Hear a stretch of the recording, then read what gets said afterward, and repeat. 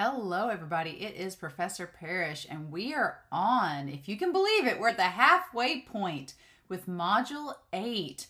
So, even though we're at the midway point, your paper is not due yet. So, as you can see here, we've only got, basically, we really only have one assignment this week. So, there is not a discussion forum this week. I usually have during the midterm. We don't have a discussion forum at midterm. I've always done that. But I've already opened up next week, so if you want to go ahead and work on next week's discussion forum, you can. You are welcome to work ahead this coming week. The poetry exam should be open, as well as the draft for paper 2. So if you want to work ahead on next week, you can go ahead. This would be your opportunity if you want to work ahead, because the only assignment this week, looking at our module guide, the only assignment we have, obviously there's some reading to do.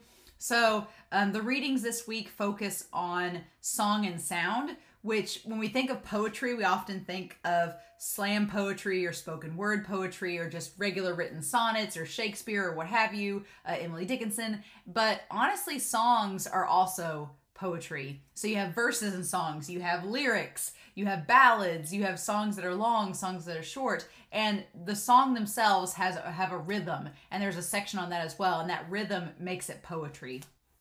Even rap music is just rhythm and poetry. That's literally what rap stands for. So every type of music that you listen to, if it has lyrics, then it is a form of poetry. So on page 804, there's a section about song. On page 828, there's a little short section about sound.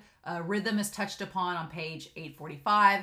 And then there's closed form and open form, which are talked about on page 862 and 883. And these are just different forms of poems. It's just stylistic changes. If I've been talking in the assignments about listing terms of poetry, there are different terms that are in like the closed form chapter, open form, rhythm, sound, and song chapters that collaborate with those ideas that you could use in your actual paper. So we're halfway there. So awesome, right? You've made it this far, and usually the second half goes even faster. So if you can believe that we're 8 weeks in, it's kind of crazy. But going back to our modules, I want to talk about the 2 assignments for this week. The reading response number 4, and then the extra credit. So going to this right here, I'm going to pull both of these up. The reading response number 4 is basically like our last reading response. You're just doing 4 poems chosen from chapters 21 through 28 and comparing and contrasting them. Which of the 4 poems, question 1 is what 4 poems did you choose and why? Why did you choose them? So you can answer those there. Number 2, based on the terminology that we have in chapters 21 through 28, which term do you think best fits each poem and why? It can be any of the bold terms from chapters 21 through 28, so you got a lot of options. And then which poem was your favorite and which was your least and why on both of them. So again, it's just you explaining what about these poems did you enjoy, what about them would you change, and then which terminology that we've talked about in our book do you think goes the best with them. So that's the only real assignment due for a grade this week, and then obviously keep working on your paper number 2. But the other assignment is the scavenger hunt for MLA. And this is extra credit. So we do have a few extra credit opportunities in this class. So I would definitely take advantage of them, especially since you do not have a discussion forum this week. This would be a great opportunity to take advantage of this. So for the assignment, you're basically looking up 4 different types of sources. A print or online book, and your textbook does count. So if you want to use your textbook, absolutely. You can cite your textbook, or you can look up a book online or use a print book, whatever you want. An online news article. So this can be from any website that is a news site online. An online journal article. So a good example of journal articles would be like the American Psychology Association, the American Association of Communications. You can use, basically if you type in online journal, you'll probably get a lot of medical journals. Those will work. And then just a basic website. So you can cite a YouTube video, you can cite a blog, you can cite just a plain old website. You can cite like macafoos.com or something.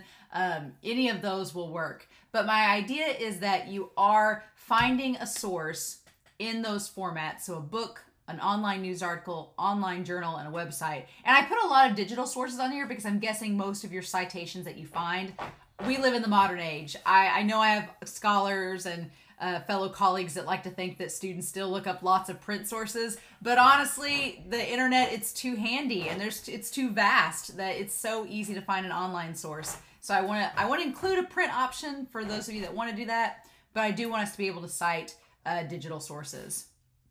So you're basically going to include that source as a citation.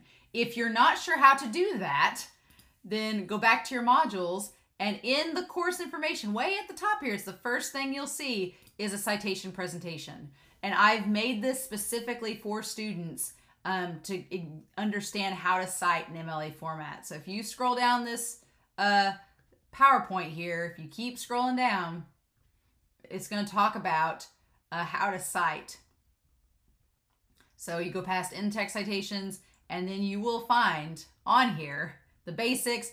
It'll show you how to format a book, shows you how to do a web page or a website, and then it also gives you some examples of dates and journal articles. It shows you how to cite that, and then it gives you, you can always go to Purdue OWL to ask for more information. But honestly, if you look at how to cite a journal article, and then this web page will actually work for the online news article as well as the website. So how to cite is all listed here. So there's no reason you shouldn't know the formula. But if you have questions, you can always let me know. I'm not going to give you answers, but if you have questions about how to cite, or if you have a question like, do I italicize this or what, you can always email me and ask me. All right. And then, like I said, I went ahead and opened Module 9.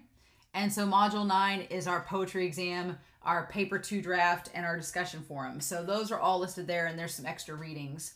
So if you want to go ahead and do those, you can, or you can wait until next week and enjoy your Monday off, hopefully, if you have Monday off. So hopefully you'll enjoy that little fall break there with us just having those 2 small assignments. One of them being extra credit. So you don't have to do the extra credit if you don't want to, but the reading response is a grade.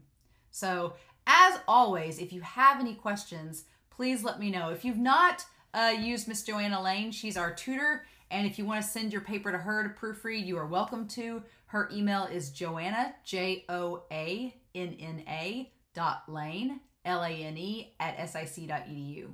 All right. So in the meantime, I hope you all have a wonderful week. Please stay safe, take care, and I'll talk to you all again soon with Module 9 of English 122. Bye.